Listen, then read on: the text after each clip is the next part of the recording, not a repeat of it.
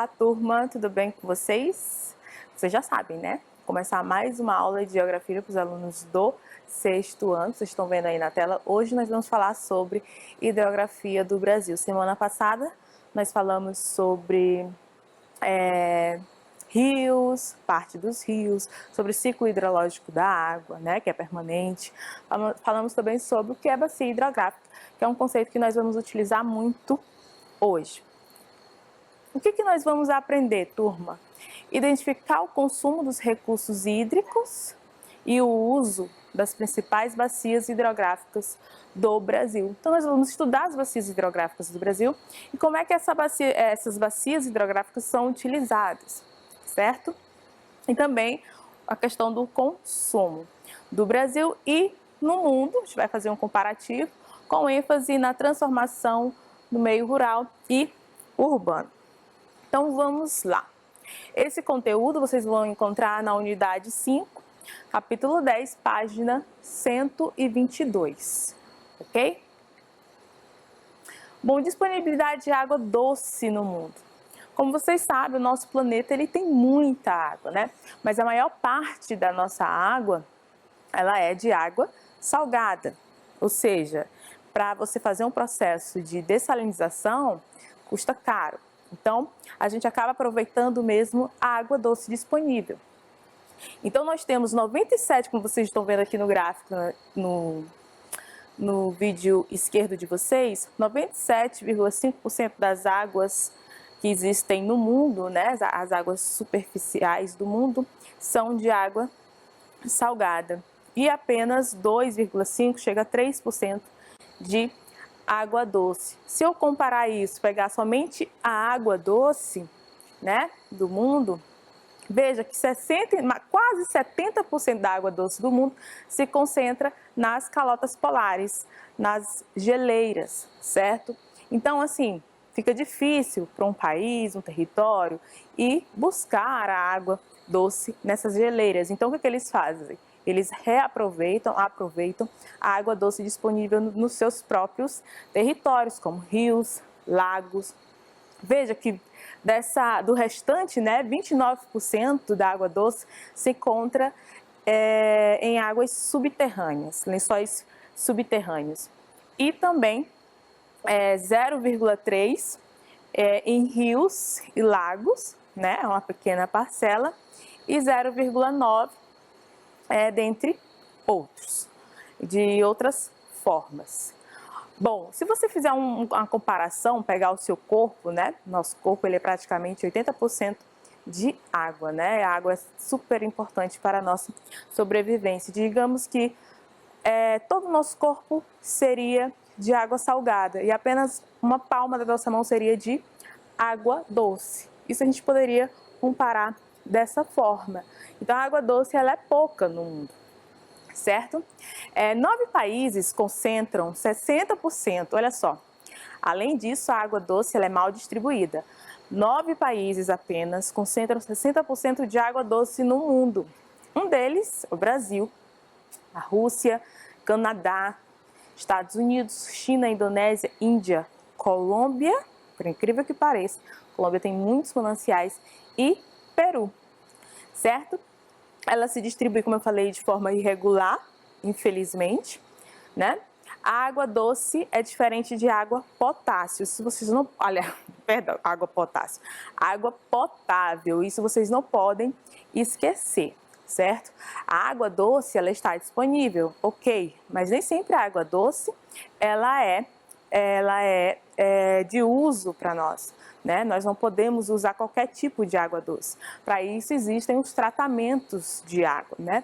Tratamento de esgoto, por exemplo, que ajuda no tratamento de água, e a própria estação de tratamento de água, que se chama ETA, né? Que os municípios deveriam ter bastante, que é justamente tratar o esgoto e transformar novamente em água potável. Então, a água potável ela pode um dia chegar ao fim, por exemplo, porque em muitos países, principalmente os países pobres, eles não conseguem tratar a água que eles utilizam, né? Eles não conseguem reutilizar.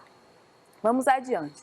Olha só, aqui eu trouxe uma distribuição da água doce no mundo. Veja aí que vai a variação na legenda, né? Ela vai do laranja ao azul, um pouquinho mais escuro. Quanto mais laranja for a cor, significa que menos água está disponível naquele território, menos água doce disponível naquele território. Observe esse mapa. Em quais continentes há menos água doce no mundo, como vocês podem ver? Principalmente no norte, né, do continente africano, que a gente tem ali o deserto e tal, é uma área árida, seca, e também no Oriente Médio, ok? E parte ali da Ásia. Veja que também há pouca água doce disponível na Oceania, especificamente no continente, aliás, no país da Austrália, certo? Porque na Austrália nós temos diversos desertos. Quanto à água doce, né, que tem aí mais de 10.000 metros cúbicos suficientes, né? Ela não vive assim em casos de extrema escassez. Às vezes acontece a escassez por conta que a população é desproporcional e aí acaba utilizando muito, gastando muito, desperdiçando muita água, mesmo tendo água doce suficiente, acaba gerando um período de escassez naqueles países. Veja que a água doce no Brasil ela é abundante, principalmente, olha só, na região norte, onde se concentra a floresta amazônica e onde encontramos também a bacia do rio Amazônico, certo? Nós temos também ali na região dos Estados Unidos água doce disponível, principalmente no Canadá, no outro país, né? Da América do Norte, no Canadá e na parte da Rússia. Veja que na Europa ela já está enfrentando problemas de falta de água doce no continente europeu. Vamos adiante. Aqui eu trouxe um gráfico, né? Eu me esqueci o nome, para a gente comparar a relação da população com a água, né? Veja que nos continentes da Europa, da Ásia e da África, a população, que é essa que está de cinza, né, de preto, ela é superior à água doce disponível naquele local, certo? Enquanto que, por exemplo, na América do Norte, na América do Sul, né, e até mesmo na Oceania, a água doce ela é superior à quantidade da população. Então, vocês já fazem uma ideia aí em quais continentes tem mais problemas com a questão da água, da disponibilidade de água. Eu trouxe aqui uma exceção no caso do Oriente Médio, que é o país, que é o estado de Israel, né? O Estado de Israel, ele desenvolveu uma tecnologia cara, que se chama dessalinização da água. Para ele ter água, né, para a população, ele passou a dessalinizar águas. Porém, é um processo bastante caro, né? O Brasil, por exemplo, ele não poderia arcar com esses custos. Por isso que o Brasil investe em outras fontes mais limpas, né, de recursos. No caso de Israel, ele é um país que chama a atenção porque o Estado de Israel tem vários desertos, né? É um lugar árido, seco, impossível quase, né, de exercer, por exemplo, agricultura. Porém, o Israel, ele desenvolveu uma tecnologia tão avançada em termos de agricultura, que lá é possível eles cultivarem frutas, hortaliças. Vamos ler aqui esse texto falando um pouco sobre o Estado de Israel. Para ser purificado, o esgoto é bombeado para dentro da terra, aqui estou falando do tratamento de água, e novamente retirado, passando por tratamentos físicos, químicos, biológicos, na maior estação de tratamento do Oriente Médio, o Shafidam, certo? Depois, a água percorre cerca de 100 quilômetros por dutos, né, que ficam debaixo da terra, até o deserto de Negev, onde irriga variadas plantações, como você vê aí na imagem superior do canto direito. Então, Israel é um país que ele trata mais de 80% das águas urbanas, certo? Porque quando você tem assim, no ambiente urbano, você tem muito desperdício de água, ok? Então, Israel trata 80% daquela água. Ele tem saneamento básico suficiente, ele tem estações de tratamento de água que são exemplos para o mundo todo e por isso que não falta água para Israel, nem para no caso da economia agrícola daquele país. Ou seja, é um país em exceção, né?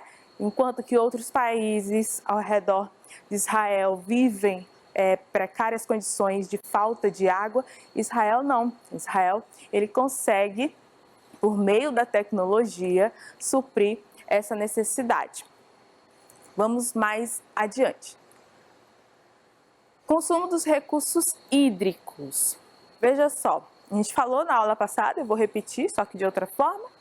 Observe, quanto você acha que para fazer 1 quilo de carne bovina é necessário de água? Você vai precisar, né, do boi, você vai precisar da pastagem, vai precisar da água, claro, para irrigar aquela pastagem, você vai precisar da água para matar a sede, né, da sua criação, do seu gado, enfim, água para fazer lavagem daquele local e tudo mais. Você vai utilizar água para produzir carne bovina, ou seja, qualquer outro tipo de carne suína e etc.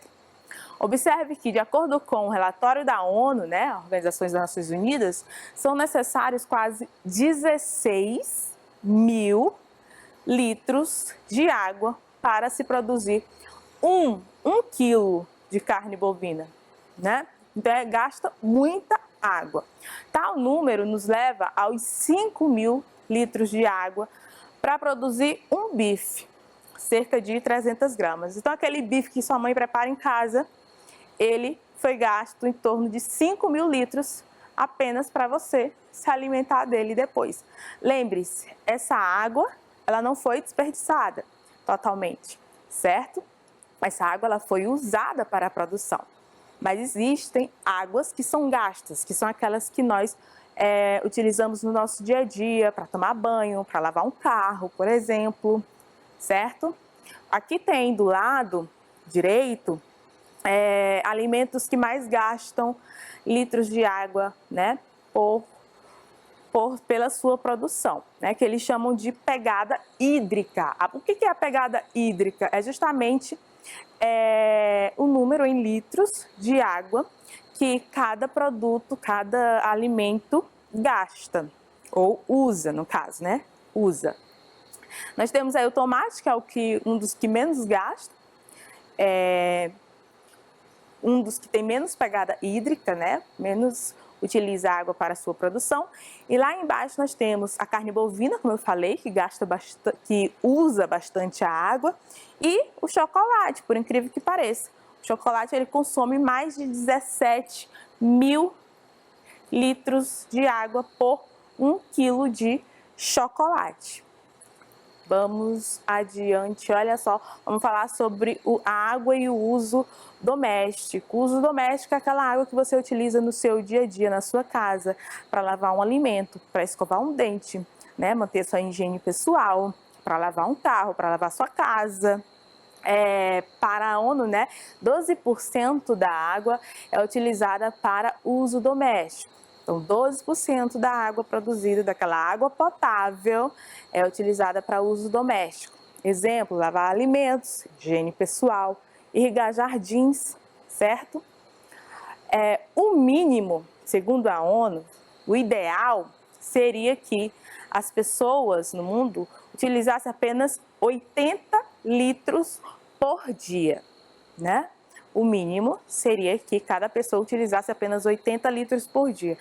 Porém, no Brasil, de acordo com o IBGE, esse número ultrapassa.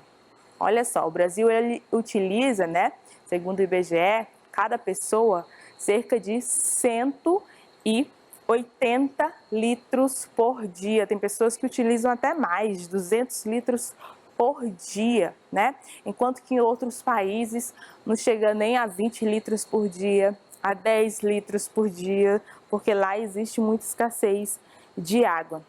O brasileiro consome, como eu falei para vocês, 180 litros por dia. Ele está entre um dos países que mais consome água potável.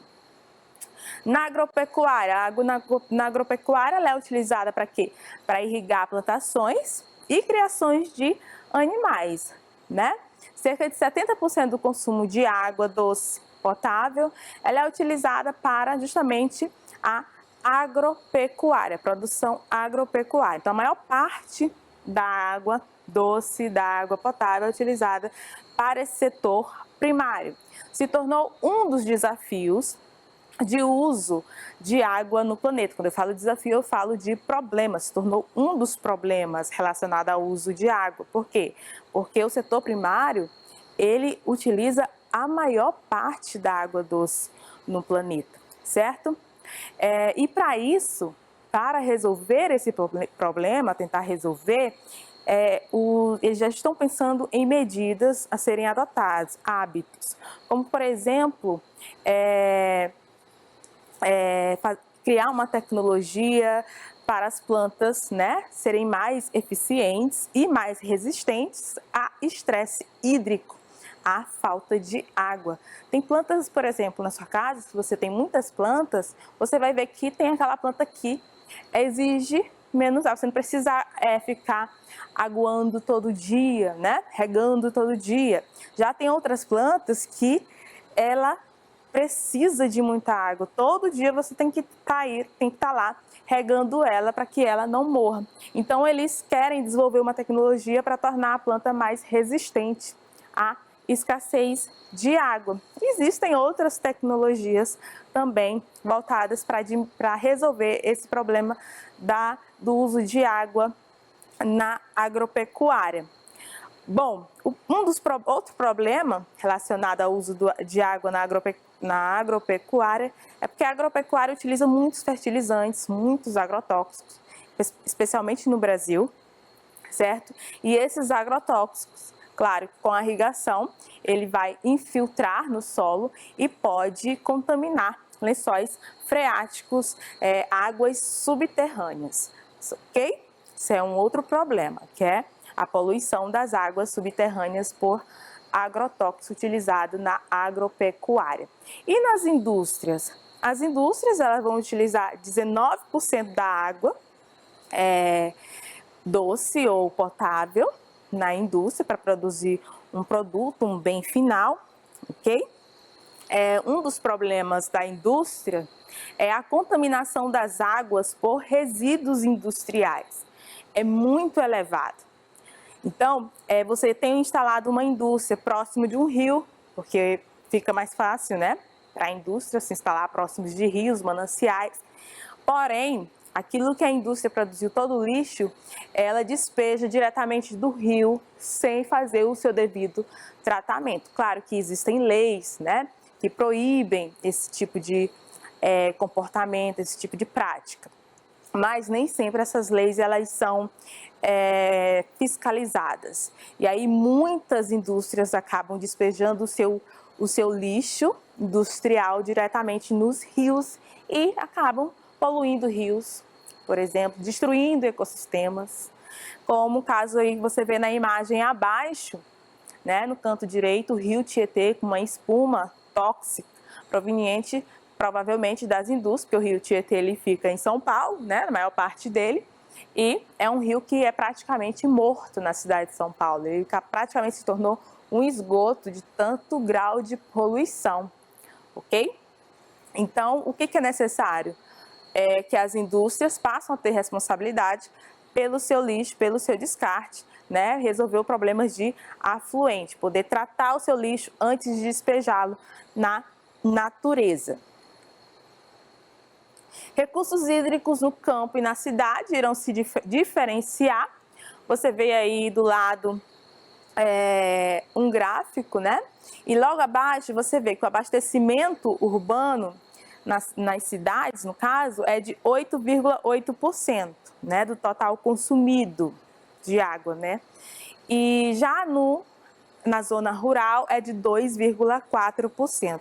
Ah, professora, mas você falou que 70% é utilizado na atividade agrícola, né, na agropecuária. Como assim abastecimento na zona rural é menor? Aqui nós estamos falando de abastecimento para a população. Por quê? Porque a população na zona rural ela é menor, certo? Nós não estamos falando de atividade econômica. Então, a população rural brasileira é cerca de 16%, né? É baixa, enquanto que o restante da população se concentra nos grandes centros urbanos. Por isso que no centro urbano se gasta mais água do que na zona rural, em termos de população. Embora existam atividades humanas no espaço rural, como eu falei, né, atividade agrícola, pecuária, os recursos hídricos, os recursos de água, apresentam melhor qualidade, certo? Então, a qualidade que existe da água no campo, embora existam atividades econômicas no campo, ainda assim ela é de melhor qualidade. É possível ver rios, é possível ver lagos. Já nas cidades não. A cidade ela encobre, né? Como a gente vai ver aqui adiante. A questão dos rios na cidade é um grande problema atualmente. Por quê? Porque as cidades adotaram técnicas para se desenvolver, né? Uma delas é a canalização. O que consiste a canalização? Eu desviar o percurso de um rio, modificar o traçado de um rio, né? Ou de um córrego. Como você está vendo aí na imagem ao lado, você vê um rio e do lado tudo cimentado, né? Com certeza foi um desvio de rio para quê? Para se construir, por exemplo, prédios, ruas, avenidas, certo? Uma outra técnica prejudicial é o taponamento, né, das águas que torna, no caso, as águas superficiais, águas subterrâneas. Então aqui em Teresina, por exemplo, na Zona Leste, onde existiam muitos lagos próximos do rio Puti, eles foram taponados, né? Sofreram esse processo de taponamento. Para quê? Eles foram aterrados, no caso, né? Para justamente construir grandes obras da engenharia civil. Então, é um outro problema que a gente tem que destacar é a retirada da mata ciliar. O que é a mata ciliar, gente? Mata ciliar lembra o quê? Cílios, né? Cílios faz o quê? Protege o nosso olho, não é verdade? Contra as impurezas. Então, a mata ciliar da mesma forma, a mata ciliar protege os rios, que são aquelas matas às margens dos rios. Então, se eu retiro a mata ciliar, que protege justamente os rios, eu vou causar um problema gravíssimo, que é o assoreamento dos rios, que vão formar bancos de areia no centro dos rios, diminuindo o fluxo dos rios, o leito dos rios, como você vê aí na imagem abaixo, é até a imagem do rio Parnaíba, que sofrendo com esse processo de assoreamento, né, por conta do quê? Retirada de mata ciliar. Veja aqui ao lado, nas margens do rio Parnaíba, tem pouca mata ciliar. A hidrografia brasileira, né, nós vamos falar agora. Existem 12 bacias hidrográficas no Brasil, nós vamos falar das mais importantes. A hidrografia do Brasil reúne um dos mais extensos e diversos e diversificados recursos hídricos do planeta.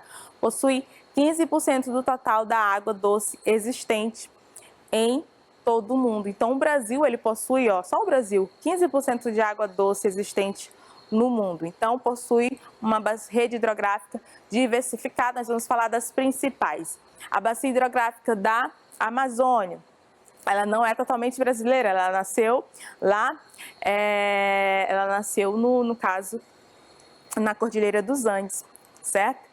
Então, é uma bacia hidrográfica que possui 45% que ocupa 45% do território, maior parte do território, né? Tem o rio principal, que é o Rio Amazonas. O Rio Amazonas é o maior rio do mundo. Se perguntar para você qual é o maior rio do mundo, o Rio Amazonas, em termos de volume. Em termos de extensão, né? O maior rio do mundo seria o Rio Nilo. Ele é utilizado especialmente para pesca e navegação. Recentemente também é utilizado para o quê? Geração de energia com a usina hidrelétrica feita lá com o rio Xingu, que é um dos rios afluentes que abastece o rio Amazonas, ok? Que é a usina de Belo Monte. Bacia hidrográfica do Paraná também é outra bacia importante. O rio principal é o Rio Paraná, claro, né? Boa parte do Rio Paraná e seus afluentes são do tipo dos rios de planalto, ou seja, eles ficam numa região com relevo bastante acidentado, né? E por isso, por ser rio de planalto, tem um grande potencial para a construção de usinas hidrelétricas, porque vai aproveitar as quedas d'água, né? Então lá também se instalou uma das maiores usinas mundiais, que é a usina hidrelétrica de Itaipu. É uma usina binacional, porque ela é dividida junto com o Paraguai. Ela é paraguaia e brasileira. Nós temos a região da bacia hidrográfica Tocantins-Araguaia. A Tocantins-Araguaia, a bacia hidrográfica, ela é a maior bacia hidrográfica genuinamente brasileira, ok? Que não é dividida com outro país. Ela ocupa 11%, é a segunda maior, né? Compreende vários estados do centro-oeste e possui a sua maior ilha fluvial. Existem ilhas fluviais, certo? Que são formadas nos rios, que é chamada a Ilha de Bananal. Também tem uma usina importante, a usina de Tucuruí, que fica em Belém, justamente para ajudar ali no processo de extrativismo do projeto de Carajás, né, na Serra de Carajás. E como eu falei, a maior bacia hidrográfica nacional. E a bacia hidrográfica do Rio São Francisco, que nasce no Sudeste, né, em Minas Gerais, porém ela passa o maior percurso dela vai em direção ao Nordeste, ok? Ela atravessa o sertão nordestino, que é uma região seca, certo? E o Rio São Francisco é o único rio perene que permanece o tempo todo. Outros rios são rios intermitentes, que abastecem o Rio São Francisco. Também possui potencial hidrelétrico, certo? Onde se tem a usina hidrelétrica de Sobradinho e é usada principalmente para lazer, irrigação e também navegação. Vamos para a nossa atividade. Para iniciar aqui, eu vou responder uma questão. Com cerca de 7 milhões de quilômetros quadrados, essa é a maior bacia hidrográfica do mundo. Gente, aí já mata, né? Compreendendo porções de territórios do Peru, Colômbia, Equador, Venezuela, lembra? A bacia amazônica, ela compreende vários países, não só o Brasil. Possui grande potencial de navegação, é verdade, porque é uma bacia hidrográfica de planície, né? E seus rios principais são Napo, Xingu, Rio Negro. Pronto, matou a questão. Qual é a bacia hidrográfica que nós estamos falando? Bacia hidrográfica do Rio Amazonas, né? Bacia hidrográfica amazônica, gabarito letra D. Então, eu espero que vocês tenham gostado, tenham aprendido, tenham anotado, tenham feito as suas anotações e a gente se encontra na próxima aula.